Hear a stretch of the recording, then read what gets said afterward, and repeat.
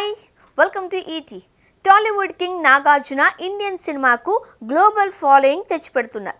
గతంలో నటించిన బ్రహ్మాస్త్ర సినిమాలో అతిథి పాత్రతో పాటు తాజాగా విడుదలైన కుబేరా సినిమాలో కీలక పాత్రలో నటించి జపాన్లోనూ తనకంటూ ప్రత్యేకమైన ఫ్యాన్ బేస్ క్రియేట్ చేసుకున్నారు. ఇప్పటికే నాగార్జున స్టార్డమ్ గురించి మన తెలుగు ప్రేక్షకులకు పరిచయమే. కానీ ఇప్పుడు జపాన్ అభిమానులు నాగ్ సామా అని పిలుస్తూ ఉండడం అత్యంత చర్చనీయాంశంగా మారింది. ఈ ట్రెండ్ వెనుక ఆసక్తికర కారణాలు ఉన్నాయి.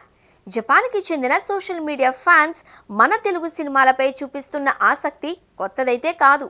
అయితే గతంతో పోలిస్తే బ్రహ్మాస్త్ర సినిమా విడుదలైన తర్వాత నాగార్జునపై అక్కడ ప్రత్యేకమైన క్రేజ్ మొదలైంది. జపాన్ ప్రేక్షకులు బ్రహ్మాస్త్రలో నాగార్జున చేసిన అనీష్ శెట్టి పాత్రను ప్రత్యేకంగా గుర్తుంచుకున్నారు.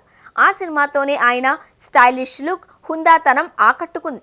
ఆ తర్వాత కుబేరా సినిమా అక్కడ విడుదల కావడంతో అక్కడి నెటిజన్లు, సినీ అభిమానులు సోషల్ మీడియాలో #నాగసామా ట్రెండ్ చేయడం మొదలుపెట్టారు.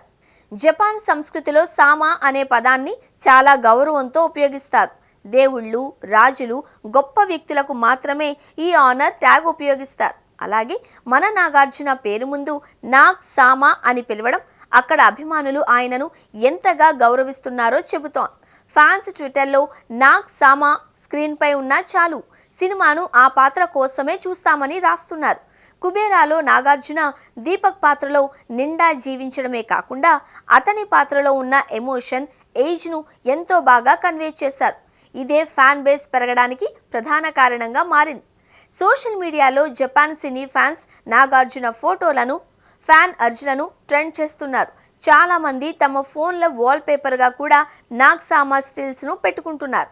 అంతేకాకుండా కొన్ని ముఖ్యమైన నగరాలలో కుబేరా సినిమాకి సంబంధించిన పోస్టర్స్, డిస్ప్లేలు ఏర్పాటు చేస్తున్నారు.